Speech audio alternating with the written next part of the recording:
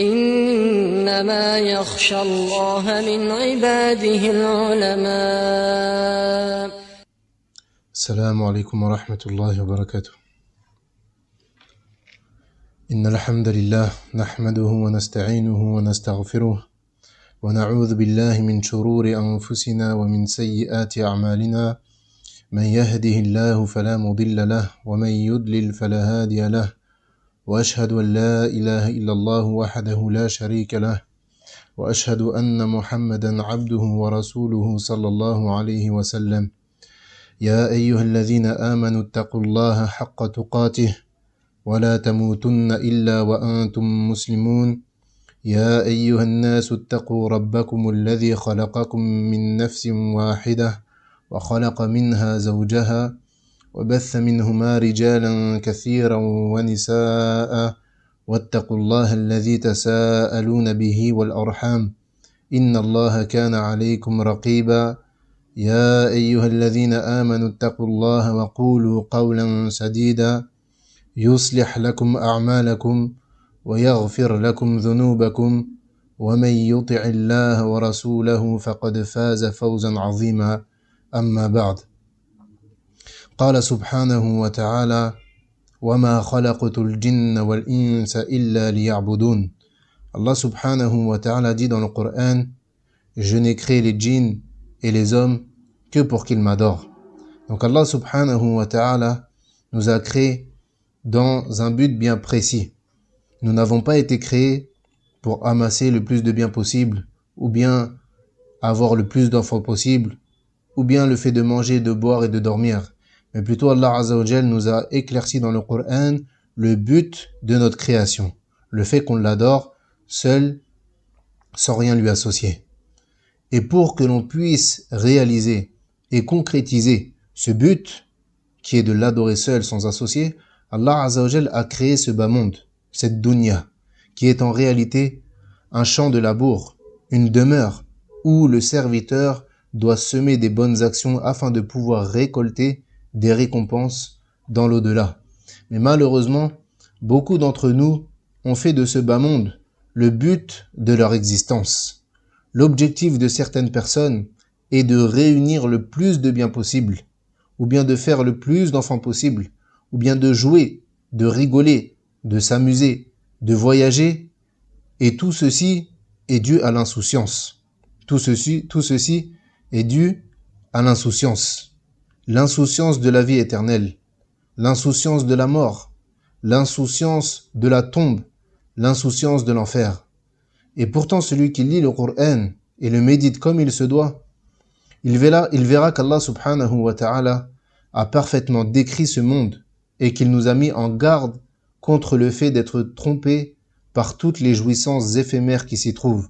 Qala subhanahu wa ta'ala: اعلموا أنما الحياة الدنيا لعب ولهو وزينة وتفاخر بينكم وتكاثر في الأموال والأولاد كمثل غيث أعجب الكفار نباته ثم يهيج فتراه مصفرا ثم يكون حطاما وفي الآخرة عذاب شديد ومغفرة من الله ورضوان وما الحياة الدنيا إلا متاع الغرور. Allah subhanahu wa ta'ala dit dans le Coran: sachez que la vie présente n'est que jeu, amusement, vaine parure, une course à l'orgueil entre vous et une rivalité dans l'acquisition des richesses et des enfants. Elle est en cela pareille à une pluie. La végétation qui en vient émerveille les cultivateurs, puis elle se fane, et tu la vois donc jaunie, ensuite elle devient des débris. Et dans l'au-delà, il y a un dur châtiment, et aussi un pardon et un agrément d'Allah. Et la vie présente n'est que jouissance trompeuse. Donc ces versets immenses, ils nous montrent la réalité de ce bas monde. Le fait que ce bas monde, il est voué à disparaître. Peu importe combien tu vivras, peu importe la part de ce bas monde que tu prendras, il finira par disparaître. Quant à l'au-delà, il est éternel et n'a pas de fin. Et on va lire quelques versets, Inch'Allah, en espérant qu'Allah Azza wa Jal puisse réveiller nos cœurs par la lecture de ceci. Allah subhanahu wa ta'ala dit dans le Coran, en parlant et en décrivant ce bas monde, وَاضْرِبْ لَهُمْ مَثَلَ الْحَيَاةِ الدُّنْيَا كَمَاءٍ أَنزَلْنَاهُ مِنَ السَّمَاءِ فاختلط به نبات الأرض فأصبح هشيما تذروه الرياح وكان الله على كل شيء مقتدرا المال والبنون زينة الحياة الدنيا والباقيات الصالحات خير عند ربك ثوابا وخير أملا ويوم نسير الجبال وترى الأرض بارزة وحشرناهم فلم نغادر منهم أحدا وعرضوا على ربك صفا لقد جئتمونا كما خلقناكم أول مرة بل زعمتم أن لن نجعل لكم موعدا ووضع الكتاب فترى المجرمين مشفقين مما فيه ويقولون يا ويلتنا ما لهذا الكتاب لا يغادر صغيرة ولا كبيرة إلا أحصاها ووجدوا ما عملوا حاضرا ولا يظلم ربك أحدا. Allah subhanahu wa ta'ala dit dans le Coran, en décrivant ce bas monde, et donne-leur l'exemple de la vie d'ici-bas. Elle est semblable à une eau que nous faisons descendre du ciel. La végétation de la terre se mélange à elle, puis elle devient de l'herbe desséchée que les vents dispersent. Allah est certes puissant en toutes choses. Les biens et les enfants sont l'ornement de la vie de ce monde.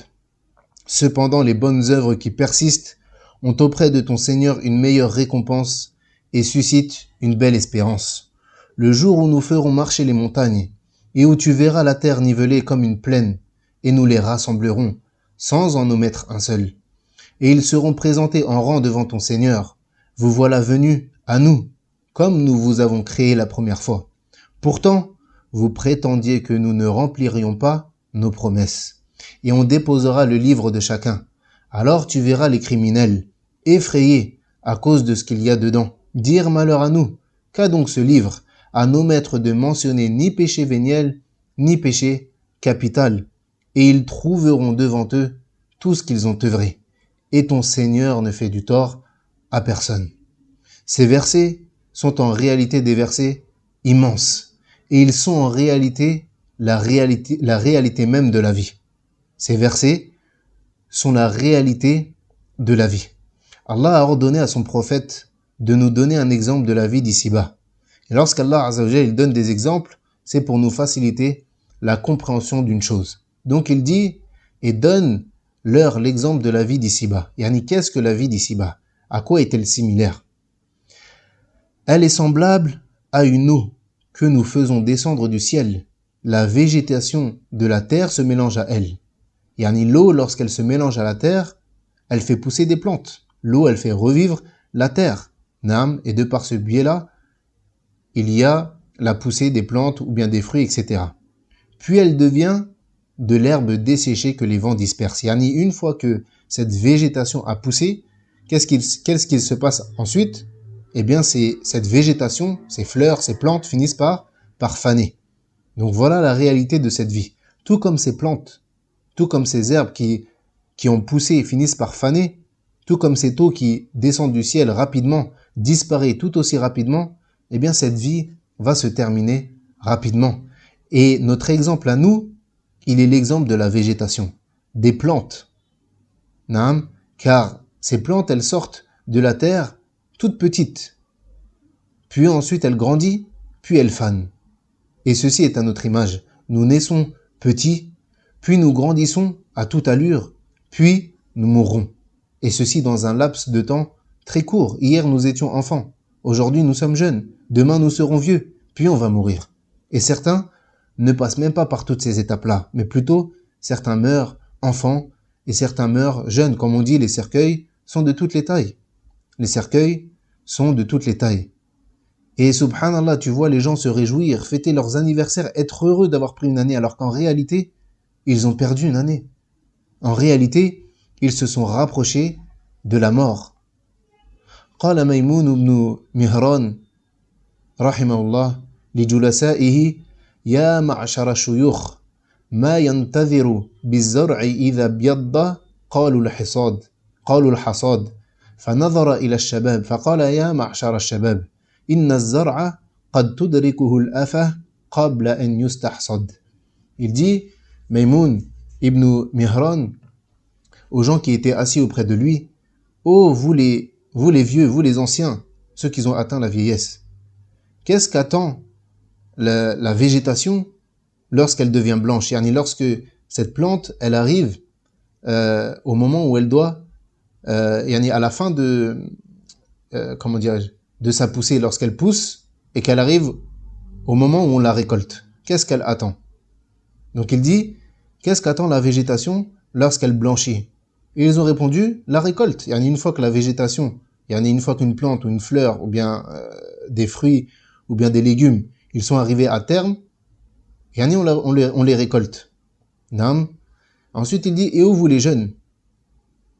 N'est-ce pas que la végétation, il se peut qu'elle soit touchée par quelque chose qui fait que on ne puisse même pas la récolter. Yani elle meurt, cette végétation, ou bien ce légume, ou bien ce fruit, meurt avant qu'on puisse même le récolter. Yani dans cela, il y a une mise en garde pour les vieux et une mise en garde pour les jeunes. Car il dit par cette phrase-là aux vieux, vous qui êtes devenus vieux, vos cheveux sont devenus blancs. Qu'est-ce que vous attendez maintenant? La récolte, yani la mort. Vous êtes arrivés à terme. Qu'est-ce qu'il reste? La mort. Et ô vous les jeunes, ne soyez pas trompés, car il se peut que, tout comme la végétation n'arrive pas à son terme avant qu'on la récolte, vous, il se peut que vous n'arrivez pas à l'étape de la vieillesse et que vous mouriez avant. وقال بعض السلف أكثر من يموت الشباب وآية ذلك أن الشيوخ قلة. Il disait, ceux qui meurent le plus, ce sont les jeunes. Et la preuve de cela, c'est que les vieux sont très peu. C'est que les vieux, les gens qui atteignent la vieillesse, sont très peu. Et nous avons la certitude que nous allons mourir, nul doute qu'on va mourir, personne n'a de doute là-dessus. En revanche, nous ne savons pas quand est-ce que nous allons mourir. Qui d'entre nous va atteindre la vieillesse? Qui d'entre nous ne va pas atteindre le mois prochain? Et Allah a certes accordé la réussite à celui qui comprend cela, celui qui comprend l'exemple qu'Allah Azzawajal a donné dans le Coran de ce bas monde, et également le prophète sallallahu alayhi wa sallam, l'exemple qu'il a donné de ce bas monde, et de la faible valeur qu'il représente. Car ce bas monde, il n'a aucune valeur. Ce bas monde, il n'a aucune valeur auprès d'Allah subhanahu wa ta'ala. قال النبي صلى الله عليه وسلم لو كانت الدنيا تعدل عند الله جناح بعوضة ما سقى كافرا منها شربة ماء. Il dit le prophète sallallahu alayhi wa sallam, si ce bas monde avait ne serait-ce que comme valeur l'aile d'un moustique, alors Allah n'aurait pas abreuvé un mécréant ne serait-ce que d'une gorgée d'eau. Si ce bas monde il avait la même valeur qu'une aile d'un moustique, alors Allah il n'aurait pas abreuvé un mécréant ne serait-ce que par une seule gorgée, pour dire que ce bas monde il n'a même pas la valeur d'une aile de moustique auprès d'Allah subhanahu wa ta'ala. Et également un autre hadith immense qui nous montre la faible valeur de ce bas monde.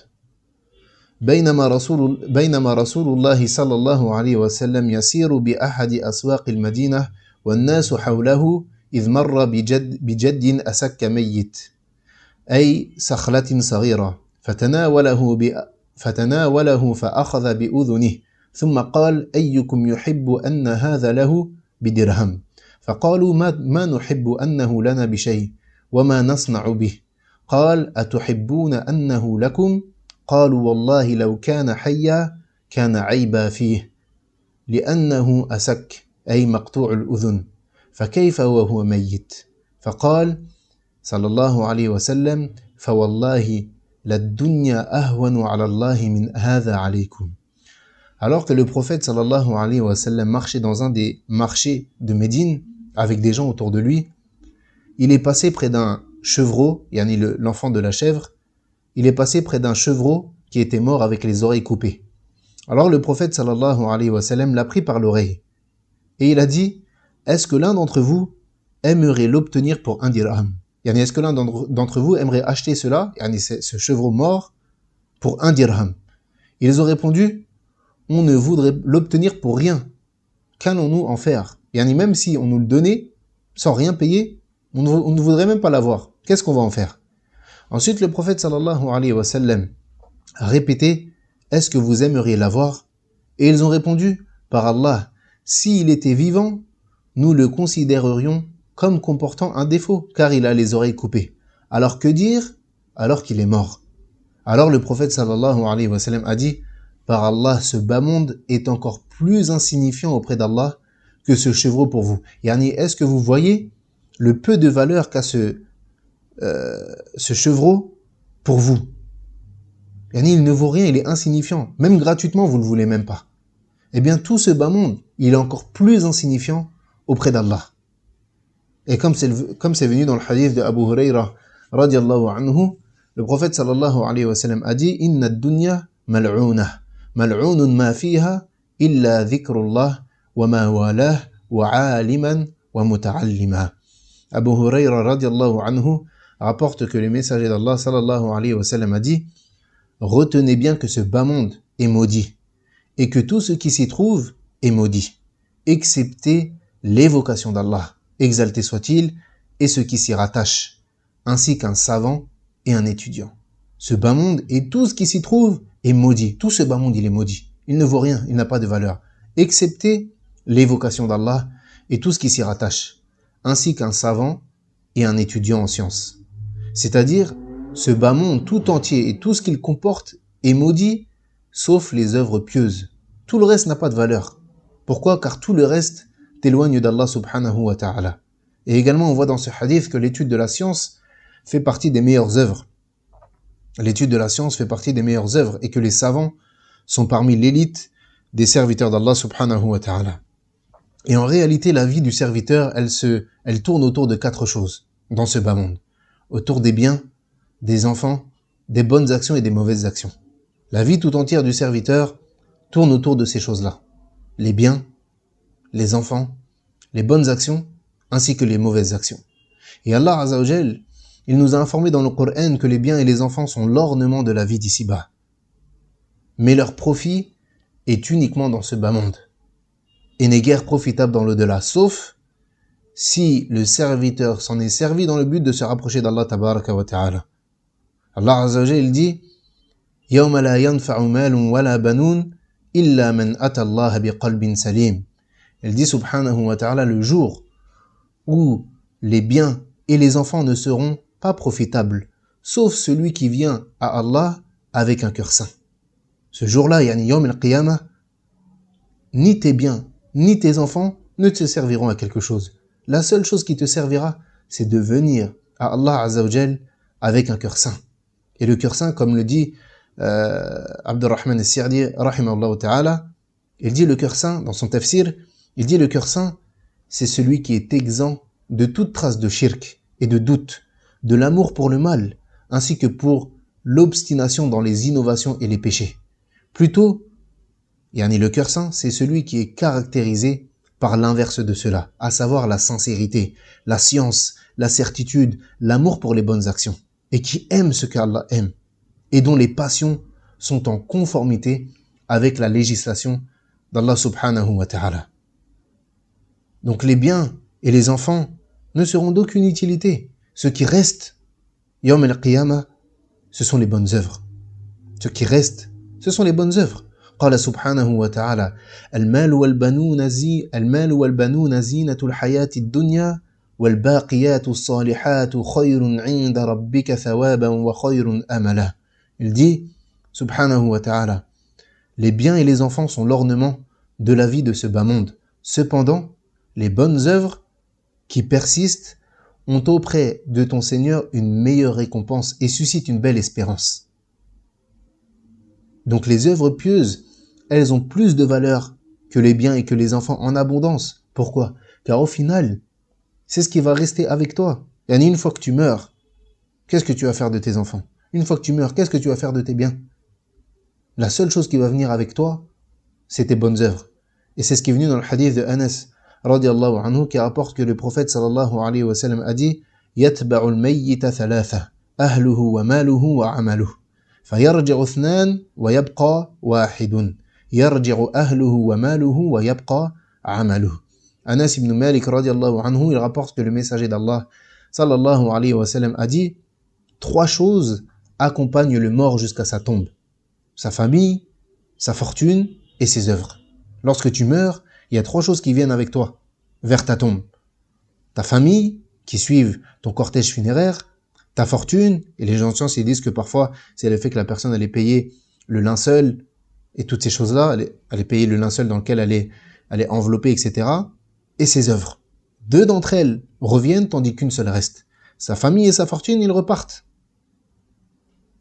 Quant à ses œuvres, elle reste. Et lorsque tu es enterré, qu'est-ce qui reste avec toi dans ta tombe? Qu'est-ce qui reste avec toi dans ta tombe? Tes œuvres. Tes biens, partis. Ta famille, partis. Il n'y a que les œuvres qui viendront avec toi. Tes biens et tes enfants, ils repartiront. Tes enfants, ta famille, ils vont pleurer un peu. Puis ensuite, ils vont t'oublier. Mais une fois enterré, c'est toi seul, toi et tes œuvres, seulement. Il n'y aura personne avec toi.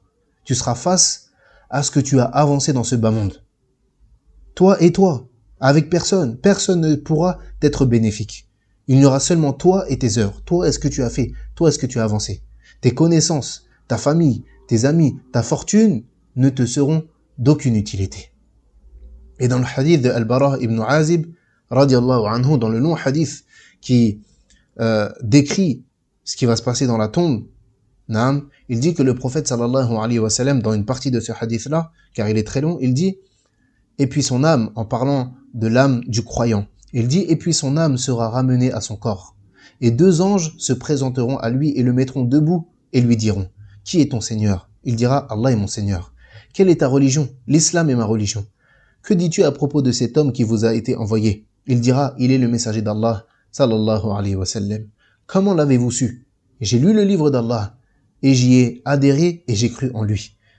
Ensuite, un annonceur dira depuis le ciel « Mon serviteur a dit vrai. Préparez-lui un lit et des vêtements du paradis. Ouvrez-lui une porte débouchant sur le paradis de sorte qu'il puisse en recevoir l'avant-goût et la fraîcheur. Et on lui élargira sa tombe.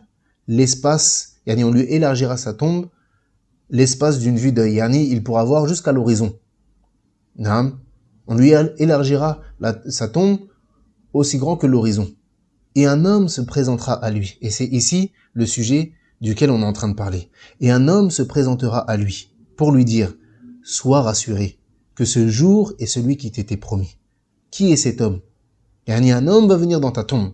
Que tu fasses partie des croyants, de ceux qui réussiront, ou bien de ceux qui échoueront. Un homme va venir dans ta tombe. Donc le croyant, un homme va venir dans sa tombe et va lui dire « Sois rassuré que ce jour est celui qui t'était promis. » Taïb, qu'est-ce qu'il va dire le mort? Il va dire « Qui es-tu » Et certes, ton visage est présage de bien. Tu as un visage qui est radieux, qui est lumineux, qui annonce une bonne nouvelle. Il dit « Je suis tes bonnes œuvres. » Tes bonnes œuvres, Yom el-Qiyamah, elles vont venir dans ta tombe à l'apparence d'un homme beau, qui sent bon, au visage radieux et lumineux. Et ensuite, le mort, qu'est-ce qu'il dira? Il dira « Ô Seigneur, fais venir l'heure, pour que je puisse rejoindre ma famille et mes biens. » Il voudra que l'heure arrive vite, rapidement, car il va avoir un avant-goût de ce qui l'attend dans l'au-delà, donc il voudra que l'heure arrive rapidement. Et ensuite, le prophète sallallahu alayhi wa sallam, il décrit l'état du kafir.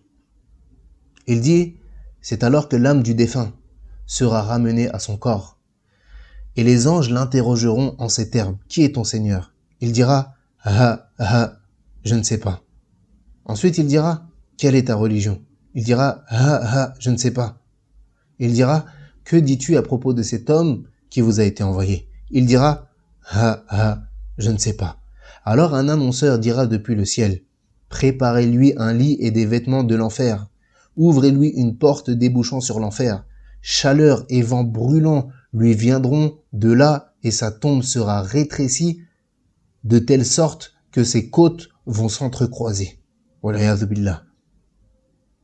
Sa tombe sera rétrécie à tel point que ses côtes vont s'entrecroiser. Ses côtes de la partie droite de son corps vont venir s'entrecroiser avec ses côtes de la partie gauche. Et ce n'est pas fini. Puis un homme au visage désagréable, aux vêtements désagréables, à l'odeur nauséabonde, lui dira « Sois assuré que ce jour est le mauvais jour qui t'était promis. » Et il dira « Qui es-tu » Et certes ton visage présage du mal. et il dira, je suis ta mauvaise œuvre, je suis tes mauvaises actions. Donc, ces mauvaises actions, celui qui faisait des mauvaises actions, fit dunya, eh bien, ces mauvaises actions vont venir lui tenir compagnie dans sa tombe, à l'image d'un homme au visage désagréable, au visage repoussant, aux vêtements désagréables et nauséabonds. Et qu'est-ce qu'il dira? Il dira, ô Seigneur, fais que l'heure ne vienne pas. Lui, il dira, ô Seigneur, fais que l'heure ne vienne pas. Car quand il va voir l'état de ce qui l'attend dans la tombe, et ce n'est qu'un avant-goût, yani qu'est-ce qui l'attend après? Si déjà, dans la tombe, son châtiment est aussi insupportable, que va-t-il en être Yawm al-Qiyamah, lorsqu'il sera jeté en enfer, wal'iyadhu billah. Donc les biens, ou bien plutôt le bien, se trouve uniquement dans les bonnes œuvres. Et il ne faut pas qu'on oublie cette chose-là. Pourquoi nous sommes ici? C'est quoi le but de notre venue ici? Le but, c'est de semer un maximum de bonnes actions, tout en prenant garde aux mauvaises actions. Car certes, certains trouvent dans l'accomplissement des péchés un certain plaisir et un certain délice. Et qu'Allah Azza wa Jal couvre nos péchés, qu'il ne dévoile pas nos péchés. Mais à la fin, ce ne sera que des regrets. Car ces péchés qui ont été source de plaisir et source de délices dans ce bas monde, ils deviendront source de châtiment et de perdition dans l'au-delà. Et Allah Azza wa Jal, il dit donc dans la suite des versets qu'on a lus, il dit wa yawma nusayyiru al-jibal wa tara al-arda barizah. Il dit le jour où nous ferons marcher les montagnes et où tu verras la terre nivelée comme une plaine. Donc on est dans l'explication des hadiths qu'on a récités au début qui parlent de la description de ce bas monde, de l'exemple de ce bas monde. Donc il dit le jour où nous ferons marcher les montagnes et où tu verras la terre nivelée comme une plaine. C'est-à-dire qu'Allah Azza wa Jal va déraciner les montagnes de la terre et il va les disposer dans les airs, tels des nuages. Les montagnes dans les airs, tels des nuages. Puis ensuite, il leur ordonnera qu'elles soient telles des papillons éparpillés. Yani, il va les foudroyer, au point qu'il n'en restera plus rien. Quant à la terre, elle sera aplatie et nivelée, c'est-à-dire qu'il n'y aura rien à sa surface, ni montagne, ni rocher, ni arbre. Ensuite, il dit وَحَشَرْنَاهُمْ فَلَمْ نُغَادِرْ مِنْهُمْ أَحَدًا. Et nous les rassemblerons tous sans en omettre un seul. Yani Allah Azza wa Jal, il nous ressuscitera tous et nous rassemblera tous pour un jour terrible. Et personne ne sera oublié. Personne n'y échappera. Ensuite, il dit subhanahu wa ta'ala وَعُرِضُوا عَلَى رَبِّكَ صَفًّا لَقَدْ جِئْتُمُونَا كَمَا خَلَقْنَاكُمْ أَوَّلَ مَرَّةٍ بَلْ زَعَمْتُمْ أَلَّن نَّجْعَلَ لَكُمْ مَوْعِدًا. Il dit, et ils seront présentés en rang devant ton Seigneur. Vous voilà venus à nous comme nous vous avons créé la première fois. Donc chaque communauté sera présentée devant Allah subhanahu wa ta'ala, le roi des rois, en rang. Et nous serons tous présentés devant Allah Azza wa Jal comme il nous a créés. C'est-à-dire nus. On sera présenté devant Allah Azza wa Jal comme il nous a créés la première fois. C'est-à-dire nus. Comme c'est venu dans le hadith qu'a rapporté Aïcha radiallahu anha, où elle dit que le prophète sallallahu alayhi wa sallam a dit يحشر الناس يوم القيامة حفاة عراة غرلا قلت يا رسول الله النساء والرجال جميعا ينظر بعضهم إلى بعض قال صلى الله عليه وسلم يا عائشة الأمر أشد من أن ينظر بعضهم إلى بعض. Elle rapporte Aïcha radiallahu anha que le prophète sallallahu alayhi wa sallam a dit le jour de la résurrection, les gens seront rassemblés complètement nus et non circoncis. Les gens seront rassemblés complètement nus et non circoncis. Yani les hommes ne seront pas circoncis. Et Aïcha radiallahu anha, elle s'est étonnée. Donc elle a dit, ô messager d'Allah, est-ce que les hommes et les femmes seront ensemble, les uns regardant les autres? Yani est-ce que les hommes et les femmes vont être ressuscités ensemble, les uns à côté des autres, nus? Yani, ajib. Et le prophète sallallahu alayhi wa sallam, il a dit, ô Aïcha, la situation sera tellement grave pour que l'un d'entre eux pense à regarder l'autre. La situation sera tellement grave ce jour-là, tellement les gens seront dans une peur intense, qu'ils ne penseront même pas à regarder à qui est à côté d'eux. Et ça montre la gravité de ce jour-là. Ça montre la gravité de ce jour terrible.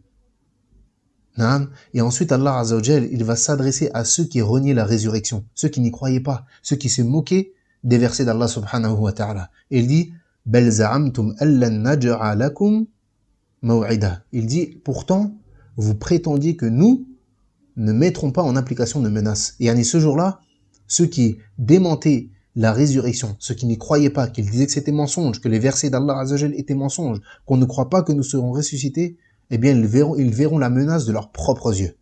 Ils verront la menace de leurs propres yeux. Et ensuite, il dit, wa wudi'a al-kitab, et on déposera le livre de chacun. Et on déposera le livre de chacun. Donc, comme on le sait, la remise des livres, elle se fera de deux manières. Soit la personne, elle recevra son livre dans la main droite, soit la personne recevra son livre dans la main gauche, de derrière son dos. Allah Azza wa Jal dit dans le Coran, فَأَمَّا مَنْ أُوتِيَ كِتَابَهُ بِيَمِينِهِ فَيَقُولُ هَا أُمُقْرَؤُوا كِتَابِيَهْ إِنِّي ظَنَنْتُ أَنِّي مُلَاقٍ حِسَابِيَهْ. Il dit quant à celui à qui on remettra le livre dans la main droite, il dira, tenez, lisez mon livre, j'étais sûr d'y trouver mon compte. Celui qui aura accompli les bonnes actions dans ce bas monde, il recevra son livre dans la main droite. Et lorsqu'il le recevra, il retournera vers les siens. Et il dira, tenez, lisez mon livre, j'étais sûr d'y trouver mon compte. Quant aux malheureux et aux perdants, eux, ils recevront leur livre dans la main gauche de derrière leur dos. قال سبحانه وتعالى وأما من أوتي كتابه بشماله فيقول يا ليتني لم أوت كتابيه. Quant à celui à qui le livre sera remis dans sa main gauche, il dira, hélas pour moi, j'aurais souhaité qu'on ne m'ait jamais remis mon livre. Lui, il souhaiterait qu'on lui ait jamais remis son livre, car il sait ce qui l'attend. Il sait ce qu'il y a dans son livre. Donc, Allah Azza wa Jal dit, wa wudi'a al-kitab, et on remettra le livre de chacun. فَتَرَى الْمُجْرِمِينَ مُشْفِقِينَ مِمَّا فِيهِ وَيَقُولُونَ يَا وَيْلَتَنَا مَا لِهَذَا الْكِتَابِ لَا يُغَادِرُ صَغِيرَةً وَلَا كَبِيرَةً إِلَّا أَحْصَاهَا وَوَجَدُوا مَا عَمِلُوا حَاضِرًا وَلَا يَظْلِمُ رَبُّكَ أَحَدًا. Il dit alors tu verras les criminels. Lorsqu'on remettra les livres, il dira alors tu verras les criminels effrayés à cause de ce qu'il y a dedans. Ils diront malheur à nous. Qu'a donc ce livre à nos maîtres de mentionner ni péché véniel, un petit péché, ni péché capital. Et ils trouveront devant eux tout ce qu'ils ont œuvré. Et ton Seigneur ne fait du tort à personne. C'est-à-dire que lorsque leur livre va venir, ils vont trouver tout ce qu'ils ont œuvré, que ce soit des petits péchés ou bien des grands péchés. Et ils vont dire malheur à nous, car ils savent tout ce qu'ils ont œuvré. Ils ont conscience de tous les péchés qu'ils ont accomplis, de tout ce qu'ils ont fait. Et ils savent qu'ils sont perdus. Ils savent, ou bien ils sauront, qu'ils courront à leur perte. Et Allah Azza wa Jal, il finit ce verset en disant « Et ton Seigneur ne fait du tort à personne ». Car certes, Allah Azza wa Jal ne fera d'injustice envers personne. Il est plutôt le plus juste des juges. Donc celui qui prendra son livre dans la main gauche, il aura mérité cela. Pourquoi? Car c'est lui qui se sera détourné des ordres d'Allah subhanahu wa ta'ala et qui aura dévié du droit chemin. Et il dira « Ya laytani lam uta kitabiyah wa lam adri ma hisabiyah ya laytaha kanatil qadiyah ma aghna anni maliyah halaka anni sultaniyah » Il dira malheur, si seulement on ne m'avait pas donné mon livre et que je n'avais pas su mon compte, je n'avais pas eu connaissance de ce qu'il y avait dans ce livre. Hélas, comme j'aurais souhaité que ma première mort fût la définitive. Il aurait souhaité que quoi? Que lorsqu'il est mort dans ce bas monde, il ne soit jamais ressuscité. Hélas, comme j'aurais souhaité que ma première mort fût la mort définitive. Ma fortune ne m'a servi à rien. Mon autorité est anéantie et m'a quitté. Naam, ma fortune ne m'a servi à rien. C'est ce qu'il dira Yawm al-Qiyamah. Ma fortune ne m'a servi à rien. Mon autorité, si c'était une personne qui avait une place haute dans ce bas monde, c'était un chef d'État, c'était quelqu'un qui avait du pouvoir, c'était quelqu'un qui avait de la renommée, il dira mon autorité aujourd'hui est anéantie et m'a quitté. Et ce jour-là, il souhaitera devenir poussière à l'image des animaux, comme c'est venu dans le Coran où Allah Azza wa Jal dit wa yaqulu al-kafiru ya laytani kuntu turaba. Et le mécréant dira ce jour-là Oh malheur à moi si seulement je pouvais devenir poussière, à l'image des animaux Yom el-Qiyamah qui seront réduits en poussière. Donc lui, cet homme qui était orgueilleux dans ce bas monde, qui pensait être meilleur que les autres, qui pensait que sa renommée, que son pouvoir faisait qu'il était au-dessus des autres. Yom el-Qiyamah, il souhaiterait avoir la même place qu'un animal. Il souhaiterait devenir poussière à l'image des animaux, mais il n'obtiendra que la conséquence de ce qu'il a œuvré. Car ce bas monde, comme on l'a dit, c'est la demeure où on œuvre. Et l'au-delà, c'est la demeure où on est récompensé en bien ou en mal en fonction de ces mêmes œuvres. Donc le serviteur, il ne doit pas se laisser tromper. Et il doit jamais oublier, il doit toujours avoir entre ses deux yeux, pourquoi je suis dans ce bas monde? Qu'est-ce que je fais ici? Ce bas monde, c'est une demeure d'épreuve. Tu es ici pour être éprouvé, pour souffrir. Le prophète sallallahu alayhi wa sallam, il dit ad-dunya jannatul kafir wa ad-dunya jannatul kafir wa sidnul mu'min. Il dit ad-dunya jannatul kafir wa sidnul mu'min. Il dit le prophète sallallahu alayhi wa sallam, il dit ce bas monde, il est le paradis des mécréants et il est la prison des croyants. Pourquoi? Parce que c'est la demeure d'épreuve. Tu vas être éprouvé, car Allah Azza wa Jalla veut tester ta patience. Et surtout, comme c'est venu dans le Coran, il ne te laissera pas dire « nous croyons » sans t'avoir éprouvé. Car c'est dans les épreuves qu'Allah Azza wa Jalla distingue le véridique du menteur. Car c'est facile d'adorer Allah subhanahu wa ta'ala lorsque tout est facile, lorsque tout va bien. C'est facile d'adorer Allah subhanahu wa ta'ala lorsque toutes les choses vont dans ton sens. Mais lorsque tu es dans la difficulté, lorsqu'on a été injuste envers toi, comment est-ce que tu vas répondre? Tu vas répondre par de l'injustice? Est-ce que tu vas devenir l'oppresseur qui à la base était oppressé? Là, c'est ici, c'est dans ces moments-là qu'Allah Azza wa Jalla veut voir comment est-ce qu'on va se comporter. Naam. Donc ce bas monde, c'est la demeure des œuvres. On est ici pour œuvrer et rien d'autre. On n'est pas ici pour s'amuser à la base. Le prophète sallallahu alayhi wa sallam, il dit dans le hadith de Abdullah ibn Umar, kun fi dunya ka'annaka gharibun aw 'abiru sabil. Et ça, c'est la recommandation du prophète sallallahu alayhi wa sallam. À qui? Il dit pas ça à n'importe qui. Au fils de Omar ibn al-Khattab, radiallahu anhuma, à Abdullah ibn Umar. Il lui dit, sois dans ce bas monde comme un étranger ou comme un voyageur. Sois dans ce bas monde comme un étranger. Yani un étranger, lorsqu'il vient dans un pays, il sait qu'il ne va pas rester. Faut que tu sois étranger à ce bas monde. Et ensuite, il dit, ou comme un voyageur. Le voyageur, lorsqu'il traverse un pays, il traverse un village, il traverse une ville, est-ce qu'il va acheter un terrain, construire une maison, meubler sa maison, etc. Là, il s'installe pas, car il sait qu'il va pas rester. Eh bien, nous, c'est pareil. On sait qu'on ne va pas rester ici. On sait qu'on ne va pas rester ici. On n'est que de passage ici. Mais plutôt, on doit construire pour l'au-delà. Construire dans, Inch'Allah, bi'idhnillah, dans le paradis. Il y a combien de personnes dans ce bas monde, elles disent, moi, je veux construire ma maison. Taïb. Et pourquoi tu ne construirais pas ta maison dans le paradis? Naam, le prophète sallallahu alayhi wa sallam, il dit que celui qui prie 12 unités de prière chaque jour en dehors des prières obligatoires, Allah lui construit une maison dans le paradis. Qui d'entre nous réfléchit comme ça? Pour faire les causes pour construire sa maison dans ce bas monde, tout le monde est là, tout le monde fait des calculs, tout le monde devient mathématicien, architecte. Mais pour construire dans le paradis, dans la demeure finale, il n'y a plus personne. On ne réfléchit plus comme ça. On réfléchit quoi? Ce bas monde.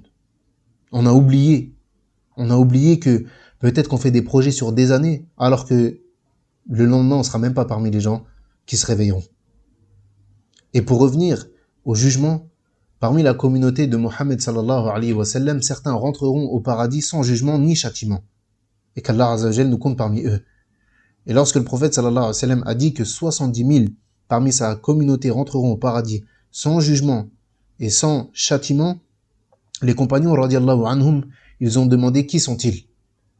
Et il a répondu sallallahu alayhi wa sallam, humul ladhina la yastarqun wa la yaktawun wa la yatatayyarun wa ala rabbihim yatawakkalun. Il a dit sallallahu alayhi wa sallam que ces 70 000 sont ceux qui ne demandent pas à ce qu'on leur fasse ruqya. Ceux qui ne demandent pas la cautérisation. La cautérisation, yani, c'est le fait de soigner une plaie par le feu. Yani, anciennement, quand une personne, à la guerre, elle était blessée, on lui coupait la main, elle avait eu la main coupée, yani pour empêcher qu'il se vide de son sang, on prenait une plaque très chaude, brûlante, et on venait l'écraser sur quoi? Sur ce qui reste. Pourquoi? Pour brûler tous les filaments, pour brûler les veines et tout ça, pour qu'il se vide pas de son sang et qu'il ne meure pas. C'est ce qu'on appelle la cautérisation. Donc il dit ceux qui ne demandent pas la ruqya, ceux qui ne demandent pas la cautérisation, ceux qui ne croient pas en la superstition, mais plutôt ceux qui placent leur confiance en leur Seigneur. Et également parmi la communauté du prophète sallallahu alayhi wa sallam, certains, on leur présentera les comptes, mais Allah il cachera leurs péchés. Comme c'est dit dans le hadith où du prophète sallallahu alayhi wa sallam qui raconte que on dira au serviteur ata'rifu dhanba kadha fayaqul na'am hatta idha qarrarahu bidhunubihi wa raha fi nafsihi annahu qad halaka qala fa inni qad satartuha alayka fi ad-dunya wa ana aghfiruha laka al-yawm. On dira à ce serviteur, est-ce que tu reconnais ce péché? Est-ce que tu reconnais ce péché? Et il dira oui, à tel point qu'il aura reconnu tous ses péchés. Et lorsqu'il pensera qu'il est certes perdu, quand on lui a dit tu as commis telle chose, il dira oui j'ai commis telle chose, et telle chose, oui j'ai commis telle chose, et il pensera qu'il est perdu. Alors Allah lui dira je t'ai certes caché tes péchés dans ce bas monde, et aujourd'hui je te les pardonne. Donc certains, ils vont rentrer sans jugement et sans châtiment. Certains, on va leur présenter les comptes, mais Allah Azza wa Jalla, il cachera leurs péchés. Certains parmi la communauté du prophète sallallahu alayhi wa sallam, ils seront jugés, et eux, ils devront rendre des comptes sur tout ce qu'ils ont commis comme péché, petit comme grand. Et leur livre sera passé au détail, de fond en comble. Et cela, ils courent à leur perte. Comme c'est venu dans le hadith de Aïcha radiallahu anha, anna Rasulallah sallallahu alayhi wa sallam qal, laysa ahadun yuhasabu yawm al-qiyamati illa halak. Elle rapporte Aïcha radiallahu anha que le prophète sallallahu alayhi wa sallam a dit, toute personne dont le compte sera jugé le jour du jugement sera perdue. Toute personne à qui on fouillera le compte et on le questionnera sur tout ce qu'il a fait, petit comme grand, alors il sera perdu. Et également parmi les gens ce jour-là, certains seront dévoilés aux yeux de tous, devant toutes les créatures, et à leur tête les mécréants, ainsi que les hypocrites, mais pas que. Parmi eux, parmi ceux de la communauté du prophète sallallahu alayhi wa sallam qui seront dévoilés le jour du jugement dernier, ceux qui tombaient dans l'ostentation, ceux qui faisaient des actes de piété dans le but de recevoir des éloges. Ils faisaient des actes d'adoration, des actes de piété dans le but de recevoir des éloges, dans le but qu'on dise d'eux qu'ils sont pieux. Également, parmi ceux qui seront dévoilés le jour du jugement, ceux qui trahissaient les autres, ceux qui étaient déloyaux envers les autres. Également, parmi ceux qui seront dévoilés le jour du jugement dernier, le mari qui a plusieurs épouses et qui ne fait pas preuve de justice entre elles. Il sera ressuscité avec le corps penché, comme c'est venu dans le hadith où le prophète sallallahu alayhi wa sallam dit Man kana lahum ra'atan famala ila ihdahuma ja'a yawm al-qiyamati wa shiqquhu ma'il. Il dit, le prophète sallallahu alayhi wa sallam, quiconque a deux épouses et penche vers l'une d'entre elles, il viendra le corps penché d'un côté le jour de la résurrection. Parmi eux également ceux qui seront dévoilés le jour de la résurrection, ceux qui usurpent une terre qui ne leur appartient pas, ceux qui prennent de force ou qui volent une terre qui ne leur appartient pas. Le prophète sallallahu alayhi wa sallam a dit Man dhalama qida shibrin min al-ard tuwiqahu min sab'i aradin. Il dit celui qui usurpe un empan de terre, Allah lui mettra autour du cou un collier de cette terre, yawm al-qiyamah. Et tout cela, tout ce qu'on a cité, que ce soit ceux qui font preuve d'ostentation, que ce soit ceux qui trahissent les autres, que ce soit le mari qui fait pas preuve de justice entre ses épouses, que ce soit celui qui usurpe une terre qui ne leur appartient pas, tout cela seront dévoilés et humiliés le jour du jugement devant tout le monde. Ils seront dévoilés et humiliés devant tout le monde. Donc on doit prendre garde à ces actes. On doit prendre garde aux actes qui ont comme conséquence le fait d'être dévoilés devant toutes les créatures le jour de la résurrection. Et rentre dans cela le fait de prendre garde aux droits des autres. Le fait de prendre garde aux droits des autres. Le fait de ne pas s'attaquer aux biens des autres, ni à leur sang, ni à leur honneur. Plutôt, on doit s'acquitter de nos devoirs vis-à-vis de ceux qui ont des droits sur nous. Car tout cela, sachez une chose, tout cela sera réglé le jour du jugement. Ne pense pas qu'en étant injuste dans ce bas monde, c'est toi qui gagnes. Regardez, certaines personnes, elles se permettent d'insulter un tel. Elles se permettent de voler un tel. Elles se permettent de pas donner le droit d'un tel sur lui, etc. et elles pensent qu'elles ont gagné. Il y a celui qui vole de l'argent, qui arnaque les autres, il pense qu'il gagne. Mais au final, c'est toi qui perds. Peu importe combien tu as volé, peu importe combien tu as trompé, peu importe combien tu as privé autrui de ses droits, sache qu'à la fin, c'est toi le grand perdant. Sache qu'à la fin, c'est toi le grand perdant. Il y a un hadith qui nous illustre cela. Il y a un hadith qui est immense et tellement effrayant. Le prophète sallallahu alayhi wa sallam, il a dit « Atadrouna man il-muflis » قالوا المفلس فينا من لا درهم له ولا متاع فقال صلى الله عليه وسلم إن المفلس من أمتي يأتي يوم القيامة بصلاة وصيام وزكاة ويأتي وقد شتم هذا وقذف هذا وأكل مال هذا وسفك دم هذا وضرب هذا فيعطي هذا من حسناته وهذا من حسناته فإن فنيت حسنته قبل أن يقضي ما عليه أخذ من خطاياهم فطرحت عليه ثم طرح في النار. Le prophète sallallahu alayhi wa sallam, il dit « Savez-vous qui est l'homme ruiné ?» Les compagnons radiyallahu anhum, ils ont répondu « Selon nous, l'homme ruiné est celui qui ne possède ni bien ni argent. » Yani toi, si on te pose la question « Qui est l'homme qui est ruiné ?» Probablement, on va tous avoir la même réponse. On va dire, celui qui est ruiné, c'est celui qui ne possède rien, ni bien ni argent. Alors le prophète sallallahu alayhi wa sallam a dit, dans ma communauté, l'homme ruiné est celui qui, le jour du jugement, il viendra avec à son actif des prières, des journées de jeûne, des aumônes, mais il aura insulté un tel, il aura calomnié un tel, il aura volé de l'argent à un tel, il aura fait couler le sang d'un tel et il aura frappé un tel. Taïb, c'est quoi la conséquence de celui-ci? Alors on lui prendra de ses bonnes actions pour les distribuer à ses victimes. Yani les gens, il ne faut pas oublier une chose. Yom el-Qiyamah, il n'y a pas d'argent. Tu as volé un tel, tu ne peux pas rembourser avec de l'argent. La seule chose avec laquelle tu peux rembourser Yom el-Qiyamah, c'est tes hasanat. Donc pour rembourser ce que tu as fait, pour combler et compenser ce que tu as fait, tu vas donner de tes bonnes actions à tes victimes. Tu as insulté un tel, tu ne l'as pas demandé pardon. Tu ne t'es pas repenti. Tu ne l'as pas demandé à cette personne-là pardon qu'elle te pardonne. Yom al-Qiyamah, tu vas donner de tes bonnes actions à cette personne-là. Donc tu vas donner à un tel, tu vas donner à un tel, tu vas donner à un tel. Jusqu'à ce que il te reste des dettes à payer et tu n'as plus de bonnes actions. Tu n'as plus rien. Taïb, comment est-ce que tu vas les rembourser alors? Alors on va prendre des péchés de ces gens-là et on va les mettre sur toi. On va prendre les péchés des autres et on va te les mettre dessus. Donc toi, tu te seras fatigué à adorer Allah Azza wa Jal,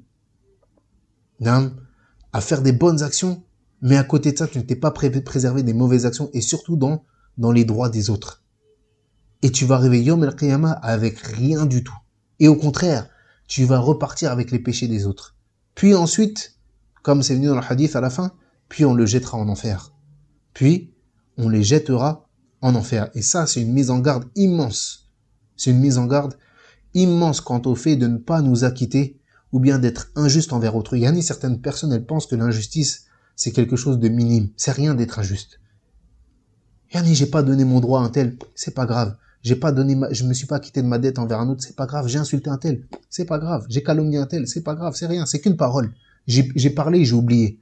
Là, tout ça, c'est inscrit. Et si tu ne t'excuses pas, et certaines personnes, elles ont de l'orgueil, elles ne veulent pas s'excuser. Mais le mieux, c'est que tu rembourses ta dette ici. Il y a même une personne qui a volé une autre.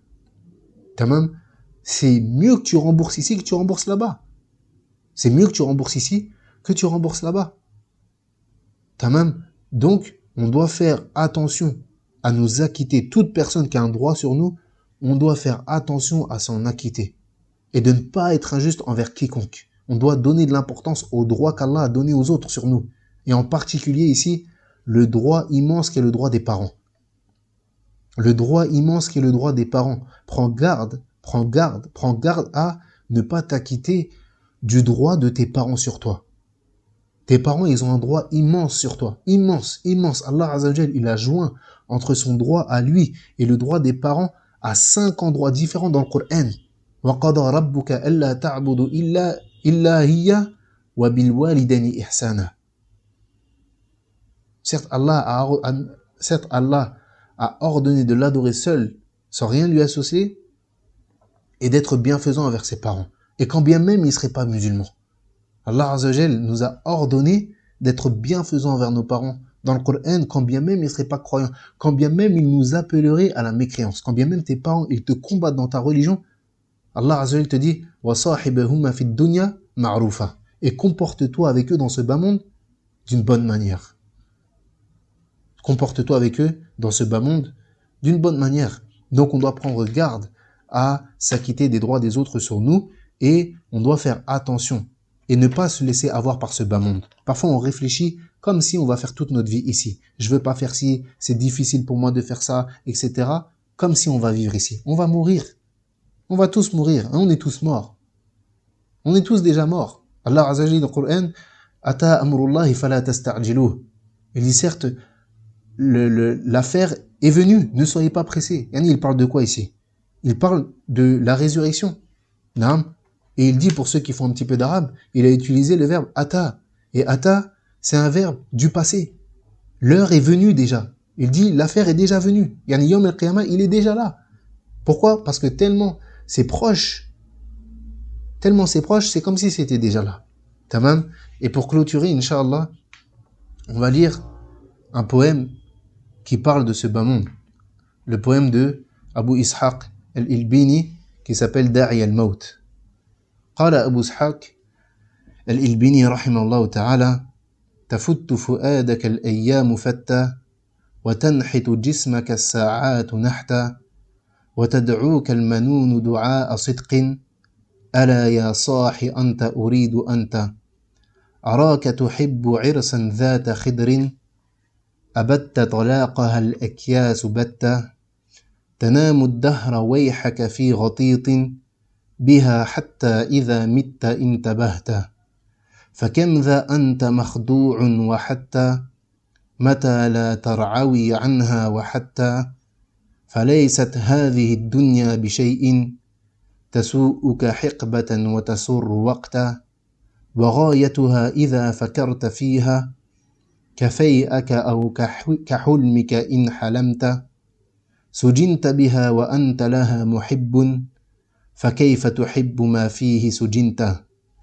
وتطعمك الطعام وعن قريب ستطعم منك ما منها طعمت وتشهد كل يوم دفن خل كأنك لا تراد بها شهدت كأنك لا تراد بما شهدت ولم تخلق لتعمرها ولكن لتعبرها فجد لما خلقت. Il dit Abu Ishaq rahimahullah ta'ala dans son poème qui parle de ce bas monde, il dit jour après jour ton cœur se consume, heure après heure ton corps se façonne et la mort t'interpelle véritablement. Ô mon compagnon, c'est toi que je veux, oui toi. Je te vois désirer la vie terrestre comme on désire une femme dissimulant ses atouts, alors que les doués de raison l'auraient déjà divorcée.